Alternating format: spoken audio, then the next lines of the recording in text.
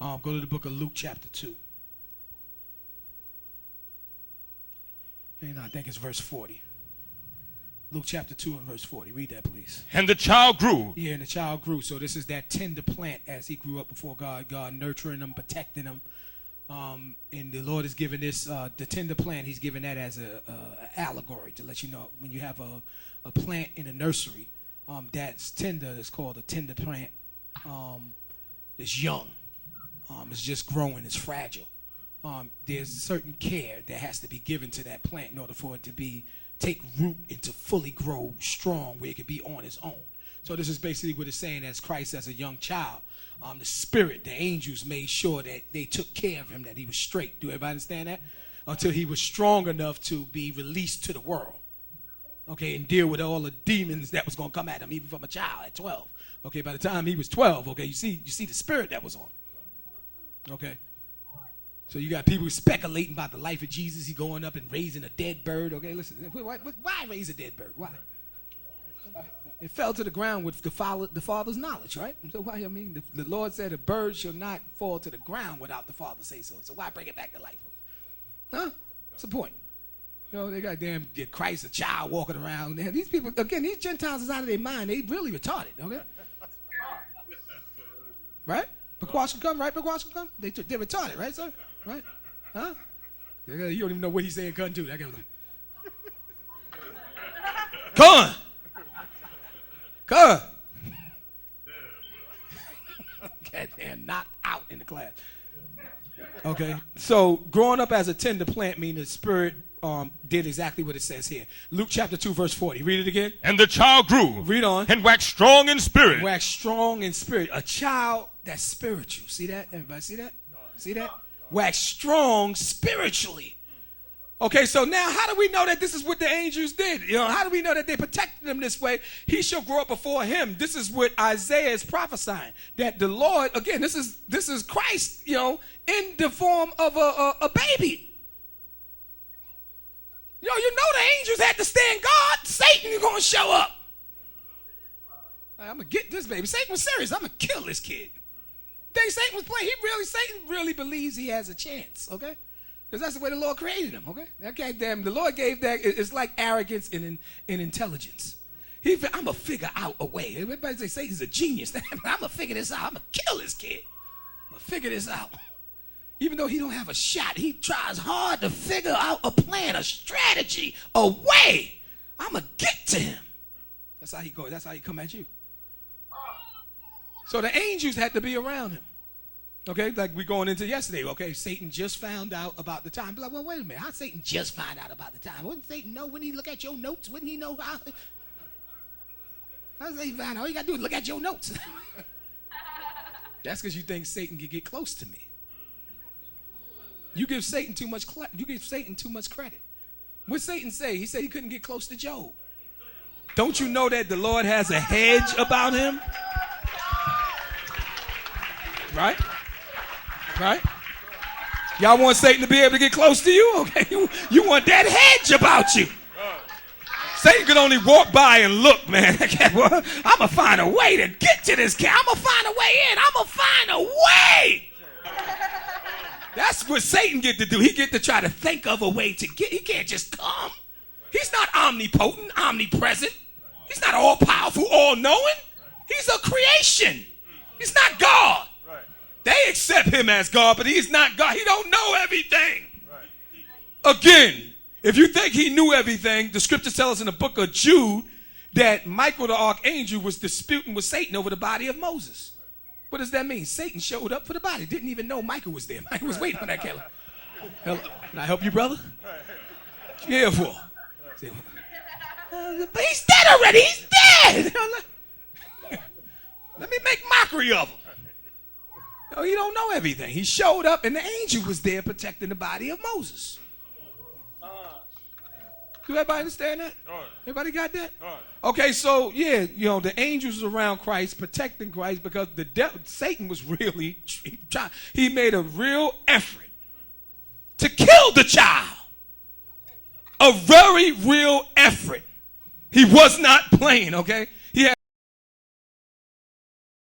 in place, okay? To get to him.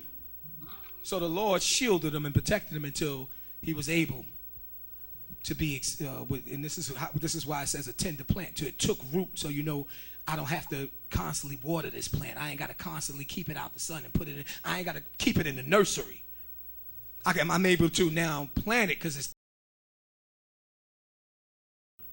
by 12. Christ was at that point. 12. Don't you know? That's in the same chapter. I must be about by 12. He was ready to deal with Satan. 12. The angels backed up by 12. He went off on his own, just walked away from the caravan by 12. But like we went sorrowing. Not in an arrogant way. Like, I'm the holy child. You understand? Don't you know why I'm here? 12. Like, how is it you sought me 12 years old? This is the tradition and the law we follow when we bringing our kids before God. Again, this is why it's so important. They're supposed to be ready at 12. Here comes Satan. All the temptations. Hey, now you in this fight. You in this battle. How you going to deal with it when you by yourself and you got to make those decisions with mommy and daddy or nana or whatever you call them? It's not there to make those decisions for you. Are you established and able to survive on your own? Grow up before him as a tender plant. That's what that meant. Read on. Filled with wisdom. Filled with what? Wisdom. Filled with wisdom. Read on. And the grace of God was upon him. And God's favor was on him. So now let's go back to Isaiah chapter 53. See, I took too long with that. See it? Isaiah chapter 53. So let me end this up. Read on. For he shall grow up before him as a tender plant. As a tender plant. Do everybody got that? So everybody knows what they're talking about, right? He was nursed and cared for by the God the Father and the Holy Spirit and the angels. Read on. And as a root out of a dry ground. And as a root out of a dry ground. Okay, the scriptures call him the root and the offspring of David. Get that for me, Robert. So at that time when he was manifested in the flesh, he was actually the king of Israel. Okay, he was out of the royal line of David, but that line done dried up. Okay, you had an Edomite sitting on the throne, Herod. Okay, so he didn't take his rightful place as king of Israel.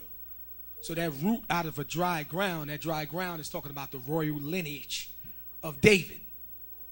Okay, why are you still flipping, Robert? It's talking about the royal lineage of David, the root and the offspring of David, of Jesse. Okay, read. Give me that.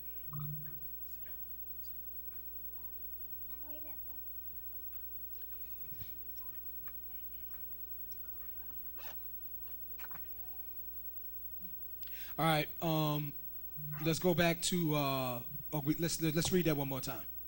For he shall grow up before him as a tender plant. Read on. And as a root out of a dry ground. And as a root out of the dry ground, so that dry ground is talking about the lineage of David. Do everybody understand that? Read on. He hath no form nor comeliness, and when we shall see him, there is no beauty that we should desire him. Okay, so this is not talking about from birth. This is not saying he was an ugly child. Okay, the Lord is the author of beauty. Do everybody understand that? Everybody got that?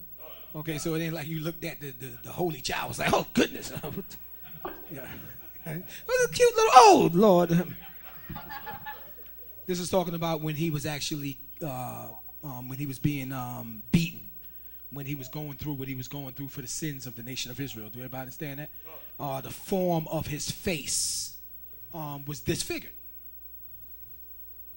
Okay, read that one more time. For he shall grow up before him as a tender plant. Come on. And as a root out of a dry ground. And as a root out of a dry ground. Okay, so that's talking about the lineage of David. I didn't say the whole thing. Read on. He have no form, nor supposed to start there. He have no form. Okay, you got to stick with me. Yes, sir. Okay, I got enough to think about up here. He had enough. He had no form. Okay, so that's talking about the form of his face was disfigured for the beating that he took. Do everybody understand that? Read it again. He have no form. He had no form. Read on. Nor comeliness. Read on. And when we shall see him, there is no beauty that we should desire him. Okay, so that was talking about because he was disfigured because of the brutality, the assault. You know, I don't even think it's proper to say the beating, the assault that he took for the nation of Israel. Read on. He is despised and rejected of men. And then on top of that, now you got the mental anguish that he had to deal with. Coming to die for the sins of the nation of Israel, Satan and all kind of people despising him and rejecting him. Read on. A man of sorrows. A man of what? Of sorrows. A man of sorrows. Read on. And acquainted with grief. And constantly grieving. That's how he lived his 33 years. The majority of them. Read on. And we hid, as it were, our faces from him. Okay, and this is when he was up on the cross. People were going by and wagging their head and shaking their head and saying all kind of negative things. Read on. He was despised, and we esteemed him not. Surely he have borne our griefs. Okay, we didn't give him that proper honor when he was being despised. That's what it means by we esteemed him not. We didn't esteem him highly. Like, the nation of Israel didn't esteem him highly like they were supposed to as the man of God. Even before he went through the assault that he went through, he was telling certain Israelites that was being very disrespectful. That he said, you do dishonor me. Because they were being very negative in the way that they were dealing with him. And this is the Son of God. Read on. Surely he have borne our griefs. But all of this has happened because of what? He have borne our griefs. Okay, so those griefs that he was going through and grieving was our griefs that he was dealing with. Read on. And carried our sorrows. Come on. Yet we did esteem him stricken, smitten of God. Yeah, they act like he was going through that stuff for himself. Read on. And afflicted. And afflicted. Everybody got that? Thank you very much. Shabbat shalom. That's Isaiah chapter 53.